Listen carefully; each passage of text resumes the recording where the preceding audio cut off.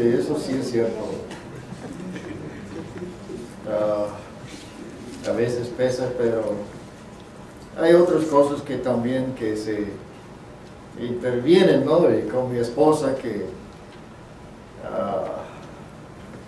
pues ya dolencias acá y más tarde por acá y como por eso a veces queda sentado allí porque como que hay dolencia, ¿no? Para estar parado. Pero pues siempre unos tenemos una cosa u otra, ¿no? Unos tal vez nada, otros un poco y otros y algunos mucho. Y sin embargo, Dios está con nosotros. Amén. Pues ahora vamos a empezar tal vez unos estudios en el libro de los Hechos. No vamos así versículo por versículo en el libro de los Hechos porque nunca terminaríamos. Que ese libro fue escrito por Lucas, el médico Lucas, pues él escribió, digamos, él escribió el libro de San Lucas y que ya después a los Hechos. Y hay diferentes cosas que queremos notar allí durante el transcurso de unos mensajes en Hechos. Quiero tratar un poco más también de ese tema que hemos tocado, de la plenitud del Espíritu Santo, notando lo que sucedía en el libro de los Hechos. Y pues, ¿se acuerdan, no? Para ser lleno del Espíritu, ¿qué es lo que no vamos a hacer? No apagar el Espíritu, no estar resistiendo, diciendo no al Espíritu. Y después, otra cosa que debemos de dejar también de hacer, no entristecer el Espíritu de Dios. El pecado es lo que lo entristece. Y la persona que anda en estas áreas allí, no pueda ser lleno del Espíritu Santo. Ahora también estuvimos notando lo que es ser lleno del Espíritu Santo, ser controlado por el Espíritu, dependiendo netamente del Espíritu de Dios que está en nosotros, el Espíritu de Cristo, que el Señor cuando subió al cielo, mandó después el Espíritu. Después vamos a estar viendo eso. Pero entonces, como representante de Cristo aquí en la tierra, en nosotros, tenemos en nosotros a Cristo. Tenemos el Espíritu de Cristo. Amén. Pero como Dios está en todo lugar, también hay eso, ¿no? De que estamos en la Trinidad de nosotros. Porque Dios Padre también está en todo lugar, es Dios. El Hijo de Dios está en todo lugar, es Dios. El Espíritu Santo está en todo lugar también, es Dios. Pero el Espíritu de Dios, en este tiempo de la iglesia, se puede decir, la dispensación de la gracia, está en una forma especial. Algo diferente, estaba en el mundo, estaba funcionando en el mundo. Y venía sobre unos en el Antiguo Testamento, pero ahora tenemos una relación, algo diferente de lo que la gente tenía en aquel tiempo. Y el Señor estaba, antes de que se ascendió al cielo, estaba con los discípulos, dándoles más instrucciones en sus últimos días aquí en la tierra, especialmente en Getsemaní y allí en el huerto de Olivos, unas sesiones con ellos para explicarles más todavía, pero cosas que no habían entendido antes, no podían entender antes, pero ya estaban llegando más al tiempo cuando iban a entender más ampliamente las cosas de Dios. Pero esto vamos a ver después. Pero pensando en el libro de los Hechos también hay eso de un énfasis en la obra misionera.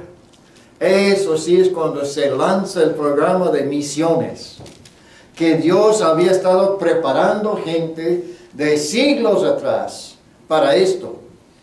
Primero a los judíos y los gentiles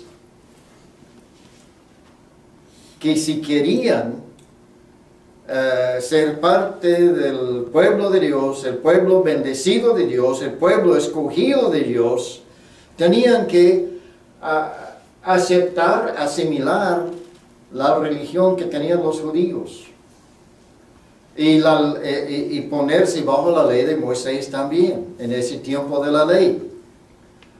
Pero Dios siempre ha tenido su pueblo, siempre ha tenido sus siervos, desde el mero principio. Pero el Evangelio no se estaba extendiendo a todo el mundo en aquellos tiempos. Pero Dios tenía su pueblo aquí en el mundo, como para hacer luces aquí en este mundo, para ser, se puede decir, un agente, ¿no?, que podría dar testimonio de que hay un Dios, creador de los cielos. Y Dios se preocupaba por los gentiles en aquel tiempo. No es que no amaba a ellos, pero ellos no estaban preparados ni dispuestos para recibir. Solo algunos. Y los algunos que estaban dispuestos, que Dios escogió en aquel tiempo, Dios los alcanzó. Y cuando necesitaban, pues había esta disposición. Cuando Dios estaba obrando en ellos, pues su responsabilidad era acercarse al pueblo de Dios. Porque Él tenía el pueblo de Israel aquí como luz, aquí en este mundo, les dio sus leyes, y entonces era su deseo que Israel podría ayudar a la gente a entender su condición perdida y ir buscando las cosas de Dios. Y aún antes del tiempo de Pentecostés, Dios había estado por generaciones preparando el camino y preparando también el camino. Tenía su plan, ¿no?, para que Dios tuviera un día aquí en este mundo el sacrificio perfecto para nuestros pecados. Había sacrificios en el Antiguo Testamento, pero iba a haber un día un sacrificio adecuado y perfecto para todos. Amén. Y entonces después, en el libro de los Hechos, pero quiero mencionar esto. Por ejemplo, en 1903, pensando un poquito, ¿no?, el Señor preparó unos 12 discípulos en una forma especial. Bueno, escogió los 12 y uno de ellos pues no resultó bien, pero pues después ya hubo otro para tomar el lugar vacante, pero con pocos hombres se cambió la escena aquí en el mundo. Pero quiero mencionar eso. En 1903 el bolchevismo, que pues ya estaba llegando al comunismo, ¿no?, que empezó con 17 personas que se comportaron, ¿no?, en esa revolución que querían traer aquí en este mundo. Y con estos 17 se empezó. Y para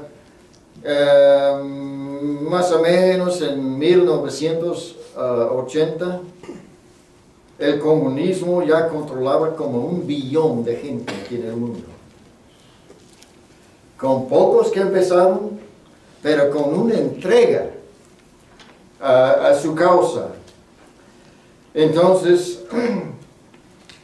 aunque en este mundo, en este país, las comunidades comunistas aquí en América no era una fuerza dominante en la escena política en los Estados Unidos, Pero los comunistas que estaban entrenados aquí, entrados en esa causa, según contribuyeron 38% de sus ingresos anuales durante el año para la causa del comunismo. Sin embargo, los supuestos cristianos aquí en este país daban menos que 1% por persona. Pues es casi como si el trabajo de mandar el mensaje más grande de toda la historia, dado por Dios, no tenía la misma importancia para los cristianos que tenía la revolución política para los comunistas. Es algo interesante cómo se entregan a una causa y todavía siguen haciendo eso, esa misma ideología. Siguen proponiendo en diferentes lados, a pesar de que en los países que se puede ver en la historia, la condición de los países que han estado bajo ese régimen necesitan el Evangelio de Jesucristo. Y pues con esas palabras de Lucas y Hechos juntamente, pues contribuye así casi 30% de todo el Nuevo Testamento. 2 libros. El apóstol Pablo escribió más libros. Lucas escribió más palabras del Nuevo Testamento.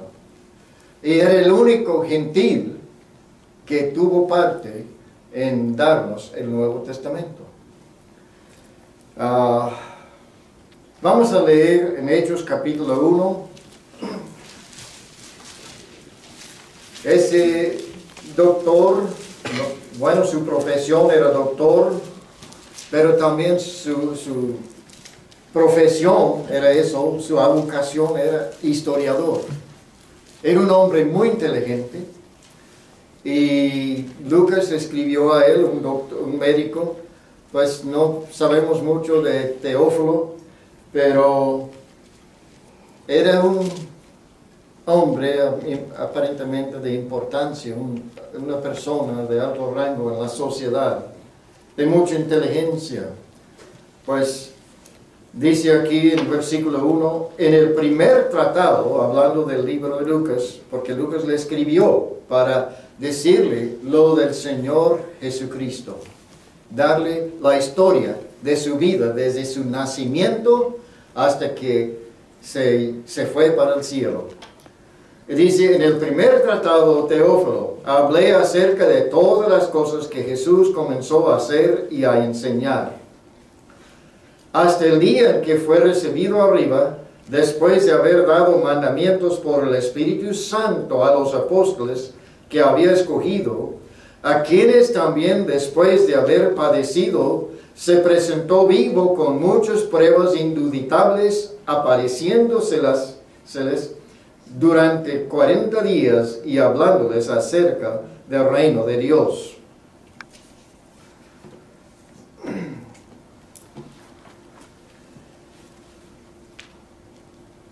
En este escrito ya se le va a explicar más de la historia que fue el principio de la iglesia que el Señor Jesús había prometido edificar aquí en este mundo. Pues antes de ir más adelante, vamos a orar. Señor, te damos gracias por su palabra. Te damos gracias, Señor, que tenemos estas palabras sagradas, inspirados por el Espíritu Santo. Cada palabra en los escritos originales, en cada detalle, fue dado sin error. Gracias por su santa palabra. Ayúdanos a entenderla mejor. Ayúdanos, Señor, también, no solamente captar una enseñanza, de estudiarla por nosotros mismos, cada uno de nosotros, pero ayúdanos, Señor, poner por obra lo que su palabra dice. En el nombre de Cristo Jesús te lo pedimos. Amén.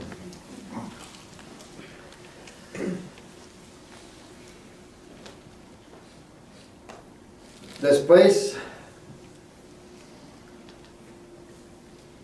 de que escribió estas palabras, este hombre terminó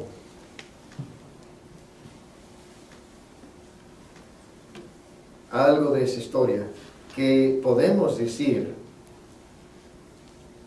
que se llama libro de los Hechos de los Apóstoles. Muchos le ponen Hechos de los Apóstoles.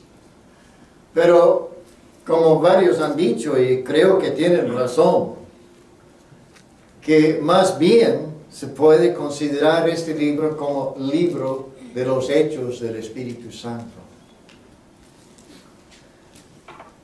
Porque se describe mucho lo que hizo el Espíritu Santo aquí.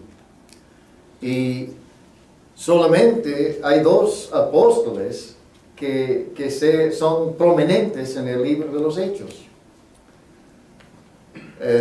Pedro, que empezó, y después el apóstol Pablo, quien llevó el Evangelio a diferentes partes del mundo y encabezó ese movimiento tan eficaz en aquel tiempo.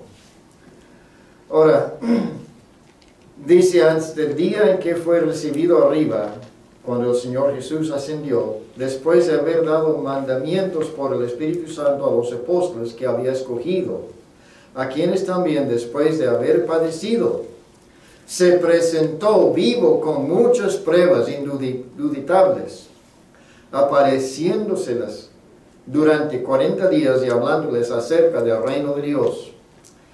En los tiempos que el Señor Jesús estaba aquí, después de su resurrección, apareció a sus discípulos, ¿no? Pero también a muchas otras personas. Había diferentes ocasiones en cuando Él apareció a los que le conocían. Y al último, antes de ascender en el cielo,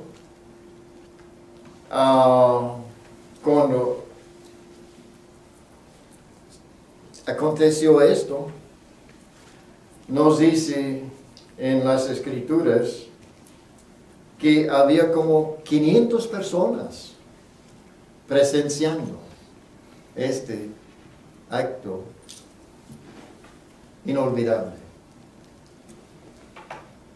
Hay unos que dicen, no se puede confiar en la Biblia, porque fue escrito, ¿no?, en idiomas antiguos, y pues entró ahí muchos errores. Y entonces hablan de los manuscritos donde sí se puede encontrar errores en algunos manuscritos. Pero han hecho estudios, comparaciones, y que pueden afirmar los que han estudiado profundamente estas cosas, personas capaces en esa área, y dicen que en las cosas que pasan en las traducciones, así de los manuscritos que fueron copiados a mano, porque tenían. Pero hay que estudiar también el cuidado que tuvieron los judíos cuando estaban copiando esos manuscritos. Y si hay una cosa donde no se concuerda exactamente bien, ni hay una parte en 1000 que afecta. Tenemos buenas traducciones. Y en los escritos originales no había ningún error allí. La Biblia lo afirma. Y nos dice que esa Biblia es útil para instruir en la justicia, en las áreas que necesitamos. Entonces podemos confiar en la Biblia. Como podemos confiar cuando dice que el Señor Jesús ascendió al cielo, después unos niegan la resurrección, niegan la ascensión, bueno, niegan muchas cosas, pero no estudian con una mente abierta para ver la evidencia que hay. Hay mucha evidencia. No podemos comprobar que hay, científicamente que hay un Dios, pero se puede observar las cosas que ha hecho. Hay revelación general y tenemos la palabra de Dios que fue dado por inspiración, y los hombres, es cierto que los hombres escribieron la Biblia, pero lo estaban haciendo bajo la dirección del Espíritu de Dios. Amén.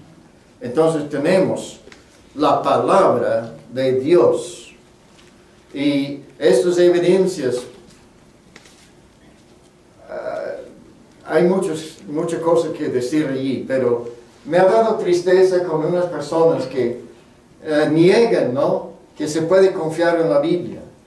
Pero lo que pasa con estas personas que no confían en lo que dice la Biblia, no quieren investigar las evidencias que hay. Porque los que se ponen a investigar bien esto, algunos de los muy inteligentes han investigado, por ejemplo, la resurrección y han llegado a la conclusión: las leyes de evidencia exigen creencia en la resurrección de Jesucristo. Exige creencia en que esta palabra del Señor es inspirado divinamente. No es producto humano. Dios usó humanos para darnos su palabra, pero Él estaba encargado así de ver que todo esto fue con el resultado que Él deseaba. Ahora, hay muchas evidencias que estas cosas son ciertas. Y tenemos promesas aquí. Pues cuando el Señor iba a ascender, dice versículo 4, y estando juntos, les mandó que no se fueran de Jerusalén, sino que esperasen la promesa del Padre, la cual les digo: ¿oísteis de mí? Ahora, pues había una promesa, el Señor había dado una promesa. Tenemos una parte aquí en versículo 5, pero vamos a mirar también Lucas 24, versículo 49. Lucas 24, versículo 49, dice así: y aquí yo enviaré la promesa de mi Padre sobre vosotros, pero quedaos vosotros en la ciudad de Jerusalén hasta que seáis investidos de poder desde lo alto. Cuando Él iba a ascender al cielo, necesitan esperar. Ahora, allí es donde viene la doctrina que muchos tienen, ¿no? Que para recibir el Espíritu Santo tenemos que buscar tal vez un lugar o tardar en un culto, ¿no?, orando al Señor y pidiéndole hasta que Él nos da su Espíritu, después de creer en Cristo. Cuando uno cree en Cristo, recibe el Espíritu Santo. Amén. Ese asunto de estar esperando en el aposento en Jerusalén, es que esto era algo que Dios había determinado, no como norma para recibir el Espíritu Santo, sino para llegar al tiempo que Él tenía señalado para mandar su Espíritu. Es que cuando Cristo resucitó, después del tiempo de la Pascua, entonces se empieza a contar de allí, del tiempo de la Pascua, los 50 días. Y entonces, después de los 50 días, en las fiestas en el Antiguo Testamento, tenían otra fiesta. Israel tenía varias fiestas. También Israel eran fiesteros. Los de Israel, como la iglesia, Jesús el buen pastor. Pero tenían sus fiestas para celebrar, pero tenían también su relación con Dios y su enseñanza. Ahora, después de la Pascua, una de las fiestas, bueno, voy a decir la mayor de todo, pero después de la Pascua, la fiesta que seguía era 50 días después, Y por eso llega la parte, ese título de Pentecostés. Lo nombraban Pentecostés. Penta, 5. Entonces, entonces 50 días era un conjunto de 10 días, ¿no? Entonces, 5 por 10 son 50 días y llegan así a la fiesta de Pentecostés. ¿Cuál era la fiesta de Pentecostés? Era la fiesta de primicias. Entonces, eso siempre estaba, año tras año, digamos, de esta manera. Y el Señor elaboró su plan para que después de la Pascua, 50 días después, es cuando iba a comenzar la iglesia. Y ese iba a ser en el tiempo coincidiendo con la fiesta de Pentecostés. Y estando allí, muchos judíos que venían de diferentes países, porque habían ido, y muchos que vivían allí, pero también viniendo muchos de diferentes países, estaban allí para celebrar esta fiesta grande para la nación de Israel. Y entonces Dios tenía programado que ese día de primicias es cuando iba a comenzar su iglesia. Y entonces con una cosecha grande, pero durante los años, millones y millones iban a recibir a Cristo. Pero ese día entraron miles en un solo día. Pero Dios tenía preparado el terreno para esto. Y ese día era el día de las primicias, la primera cosecha de los que iban a pertenecer a la iglesia. Y por eso se llama el día de Pentecostés.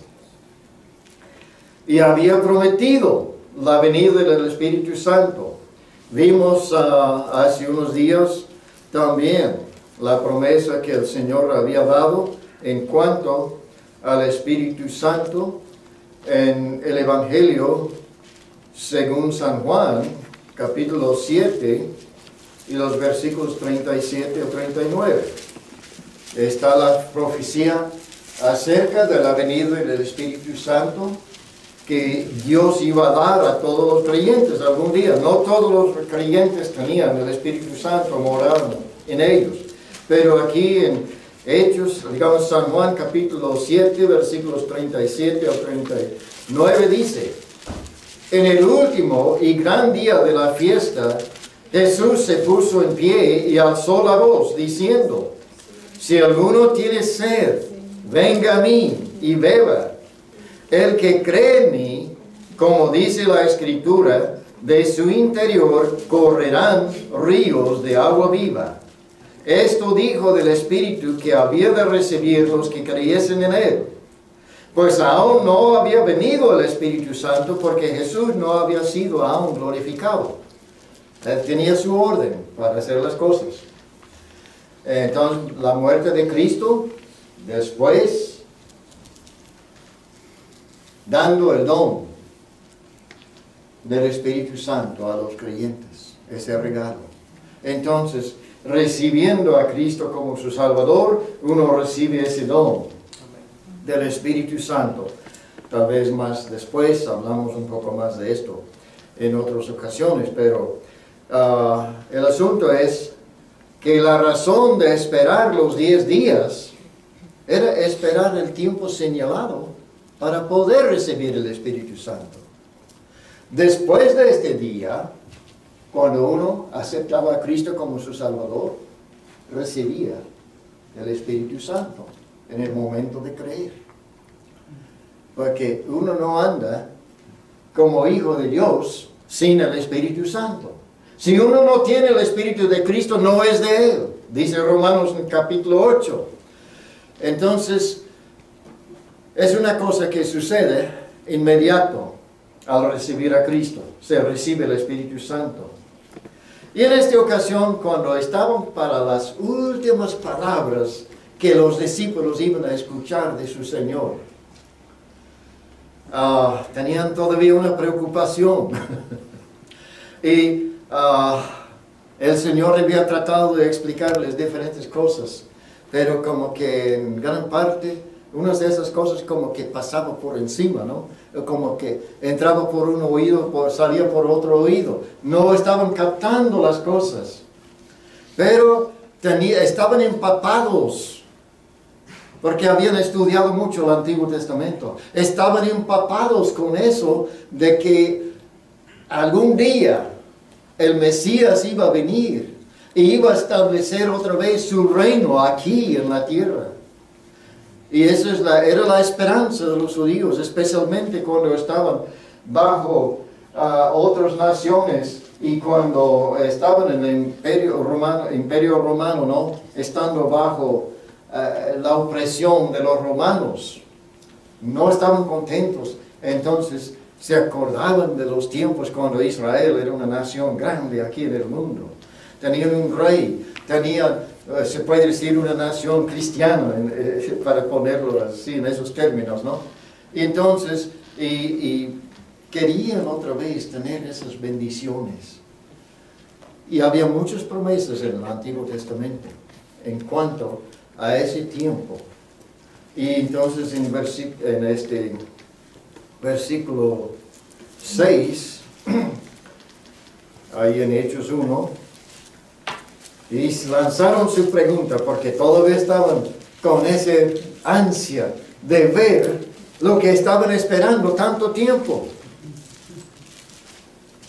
Pues ya habían rechazado el rey, la nación de Israel, y entonces quedó pospuesto ese reino. Y Señor, ¿hasta cuándo vamos a tener esta bendición que hemos estado esperando?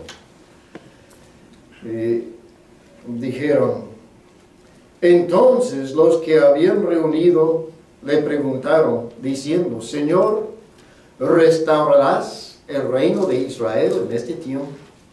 Y les dijo, los decepcionó. Muchachos, olvídenselo. No les voy a decir cuándo. No os toca vosotros saber los tiempos o a las sazones que el Padre puso en su sola potestad. ¿Cuándo vendrá el Señor para establecer su reino? ¿Aquí en la tierra? No sabemos. Nadie sabe. Hasta esto que se dice también, ni el Hijo de Dios podía decir esto. Hay un detalle interesante, pero no, tal vez algún día hablamos de esto, tengo mis ideas. Pero, ¿cómo es posible que el Hijo de Dios no sabía? Si Él sabe todo. Mastiquen eso un poco. Pero,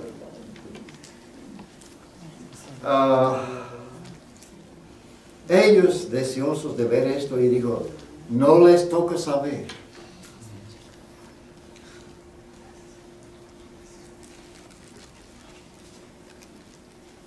Pero dijo algo más. Estaba diciendo, esto no es el punto ahorita que les importa. Hay otras cosas primero, antes de esto. Amén. Tengo otro programa. Para ellos todavía no estaban entendidos cuál fue ese programa. Porque en las profecías del Antiguo Testamento no se dice nada de la iglesia. Muchas profecías. Y entonces muchas profecías acerca del reino. Ahora, ya he mencionado, ¿no? Estamos hablando aquí de un reino. Ellos esperaban un reino de, cuando menos según Apocalipsis, ¿no? Un reino de 1000 años. Ellos creo que no habían pensado todavía que nada más va a ser 1000 años en la tierra. Ellos estaban esperando que, pues, Israel iba a ser otra vez la más fuerte en el mundo, y iban a tener la bendición de Dios y paz aquí en la tierra, y un buen gobierno aquí. Pero Él iba a presentarles un reino espiritual. La iglesia, bueno, en mi concepto, como he dicho, ¿no? Para mí la iglesia es una fase del reino de Dios, porque el reino de Dios es desde el principio hasta por allá. Todo el reino de Dios. Y bajo de este tiempo extendido hay diferentes fases en el reino. Y entonces ya están saliendo, ya salieron ya de la fase de la ley de Moisés. Y tiempo cuando, de ese tiempo cuando Israel estaba como gobernando y también en el tiempo de los jueces, Dios estaba gobernando, usando esos hombres para dirigir el pueblo de Dios, antes de Moisés. Samuel era un gran juez, y él daba a Israel la dirección para esta gente, mientras que aceptaba, porque muchas veces, como ya saben, después ya cambiaron las cosas. Siempre las cosas terminan en un fracaso. Israel fracasaron. Entonces, ellos estaban ansiosos de tener ese reino, pero dijo en versículo 8, el versículo, ¿cómo se puede decir?, clave en el libro de los Hechos. Pero recibiréis poder cuando haya venido sobre vosotros el Espíritu Santo, y me seréis testigos en Jerusalén, en toda Judea, en Samaria y hasta lo último de la tierra. Ahorita no es el tiempo de preocuparse de cuándo va a haber un reino, así un gobierno político, bueno desde luego, ¿no?, aquí en la tierra. Ese va a ser otro programa. Entonces, y ustedes van a ser los que van a contar la historia que la gente necesita saber. Necesitan saber del Cristo crucificado, sepultado y resucitado. Es el mensaje que van a llevar a lo último de la tierra. Y ese es el mensaje que nosotros también debemos estar llevando hoy en día todavía, después de más de 2000 años. Amén. Y ese mensaje no ha llegado a todos. Y no va a llegar a todos mientras que la iglesia no se lo lleva. Ha llegado a muchas naciones. Gloria a Dios. Ha llegado a muchas personas. Pero Dios quiere que la gente sepa cómo pueden tener el perdón de sus pecados. Quieren que la gente tenga la oportunidad de escuchar el mensaje de Cristo y oír ese glorioso mensaje, y para que puedan llegar a entender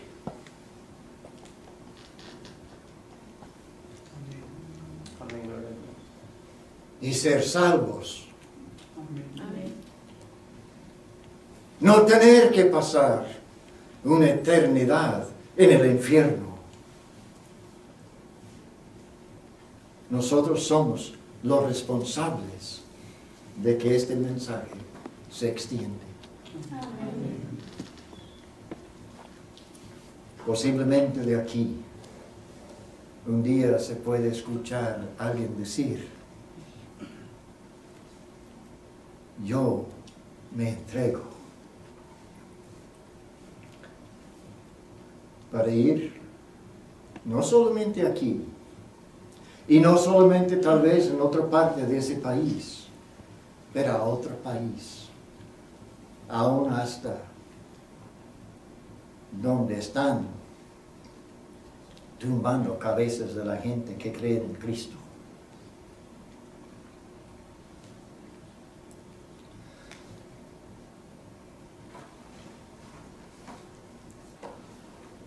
Dios quiere en su iglesia, Amén. los dispuestos a llevar el mensaje.